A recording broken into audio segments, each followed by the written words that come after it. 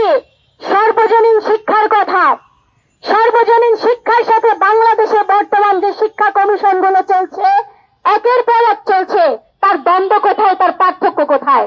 আমরা দেখিয়েছি যে আমাদের দেশের শিক্ষার যে মনন, শিক্ষার যে কাঠামো, শিক্ষার যে নীতি, প্রত্যেকটি নীতির তার মূলে রয়েছে টাকা যার, শিক্ষা তার। যার বাপের যেমন সামর্থ্য তার জন্য তেমন শিক্ষা। আপনার টাকা নাই তো শিক্ষা নেই। এই পরিস্থিতিতে আমাদের দেশের শিক্ষা ব্যবস্থা পরিচালিত হচ্ছে।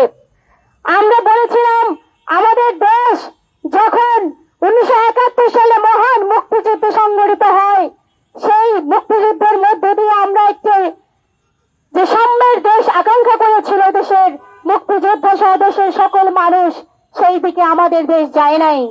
1972 সালে যখন স্বাধীন সদ্য স্বাধীন দেশে প্রথম শিক্ষানীতি কমিশন গঠন করা হয়েছিল, কুদরতীকৃত শিক্ষা কমিশন, অনেক ভালো ভালো কথার মোড়কে সেখানে লেখা ছিল টাকা যার, শিক্ষা তার, সেই নীতির কথাই। সংগ্রামী বন্ধুগণ, অথচ তারই পূর্বে 1962 সালে শরীফ কমিশনের বিরুদ্ধে এদেশের ছাত্রদের তার জীবন দিয়েছিল। অথচ আমরা বারে বারে সেই স্বাধীনতার পরবর্তী সময় থেকে অনেকগুলো শিক্ষা কমিশন হয়েছে। সর্বশেষ শিক্ষা কমিশন 2010, সেই শিক্ষা কমিশন আমরা চিরে চিরে দেখিয়েছি, যার সাথে শরীফ কমিশনের কোন চরিত্রগত পার্থক্য নেই। সংগ্রামী বন্ধুগণ, সে সময় আমরা বলেছি যে টাকা যার, শিক্ষা তার। শিক্ষার মর্মবস্তুকে ধ্বংস করার জন্য শিক্ষার ভিতরে একদিকে বাণিজ্যিকীকরণ, আরেকদিকে সাম্প্রদায়িকীকরণ ঢুকিয়ে শিক্ষাটাকে আজকে তছনছ করা হচ্ছে। আপনারা ইতিমধ্যে জেনেছেন, আমরা যখন এই সমাবেশ করছি, কয়েকদিন আগে আমরা আন্দোলন করে মাঠে ছিলাম। আপনারা দেখেছেন এনসিটিভি তারা পাঠ্যপুস্তক প্রণয়নের দায়িত্ব নিচ্ছে। সেই পাঠ্যপুস্তকের কি পরিস্থিতি আমাদের বলতে হচ্ছে যে এক একটি প্রতিষ্ঠান কিভাবে করে ধসে গিয়েছে। আর পুরো স্কুল শিক্ষা ব্যবস্থা, সেই পুরো স্কুল শিক্ষা ব্যবস্থা আজকে ধ্বংসের মুখোমুখি। জানুয়ারির 21 তারিখ চলে, সকল শিক্ষার্থী এখনো পর্যন্ত বই পায়নি। কবে বই যাবে? আমাদের যিনি শিক্ষা প্রতিষ্ঠা আছেন তাকে সাংবাদিকরা প্রশ্ন করেছিলেন কতদিনের মধ্যে আমাদের কোমলমতি শিশু কিশোররা বই পেতে পারে। তিনি বলছেন তিনি জানেন না। না জানলে চেয়ারে বসে আছেন কেন? আজকে আমাদের শিশুদের ভবিষ্যৎ নিয়ে ছিনিমিনি খেলছেন। আর এনসিটিভি বলছেন তাদের ফেব্রুয়ারি জানুয়ারি মাস পার হয়ে যাবে, কেউ কেউ বলছেন মার্চ মাস পর্যন্ত পার হয়ে যাবে। তাহলে আমাদের লক্ষ লক্ষ যে শিশু আজকে স্কুলে পড়ছে, সেই শিশুদের ভবিষ্যৎ কি একটু কি ভেবে দেখেছেন? সংগ্রামী বন্ধুগণ, সেজন্য আমরা বলতে চাই আমাদের শিক্ষা ব্যবস্থা প্রতিবারের মতো এই যে যখন আমরা একটা বৈষম্যহীন আকাঙ্ক্ষা নিয়ে শত শত যুবকেরা, শত শত তরুণেরা, শত শত ছাত্রীরা জীবন দিল, আজকে সেই শিক্ষা ব্যবস্থার অবস্থা দেখেন।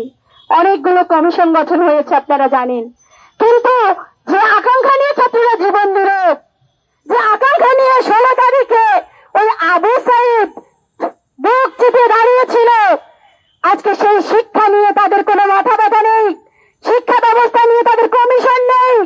আজকে আমরা ভেবেছিলাম যে আওয়ামী লীগের আমলে শিক্ষাক্রম 2021 যখন করেছিল আমরা তার বিরোধিতা করেছিলাম, আমাদের শিক্ষকরা বিরোধিতা করেছিল, আমাদের ভবিষ্যৎ প্রজন্ম তাদের শিক্ষা ব্যবস্থাকে ধ্বংস করার আয়োজন করেছে আওয়ামী লীগ সরকার। সেই শিক্ষাক্রম আমরা স্থগিত করে এদেশের শিক্ষক, শিক্ষাবিদ, আমাদের ছাত্র প্রতিনিধিত্ব যারা আছে এবং যারা শিক্ষা নিয়ে ভাবেন, অভিভাবক, প্রত্যেককে যুক্ত করে একটা শিক্ষাক্রম সেটি প্রণয়ন করার কথা আমরা বলেছিলাম। এই গণঅভ্যুত্থানের পরে সেটি ছিল মোক্ষম সময়, সেটি ছিল সুবর্ণ সুযোগ, প্রত্যেককে নিয়ে বসা উচিত ছিল। আমরা দেখেছি সেই পাঠ্যপুস্তক পরিমার্জন কমিটি হয়েছিল, সেই পাঠ্যপুস্তক পরিমার্জন কমিটিতে যুক্ত হয়েছিল আমাদের বিশ্ববিদ্যালয়ের শিক্ষকেরা। আমরা দেখেছি যারা বিভিন্ন সময় শিক্ষা নিয়ে কথা বলেছিলেন, যারা শিক্ষার্থীদের নিয়ে ভেবেছেন, সেরকম দুজন শিক্ষক আমাদের এই শিক্ষা কমিশনের যে শিক্ষা যে পাঠ্যপুস্তক যে পরিমার্জন কমিটি, সেই কমিটিতে ছিলেন। আজকে একটি নির্দিষ্ট গোষ্ঠীর আস্ফালনে ভয়ে ভীত হয়ে এই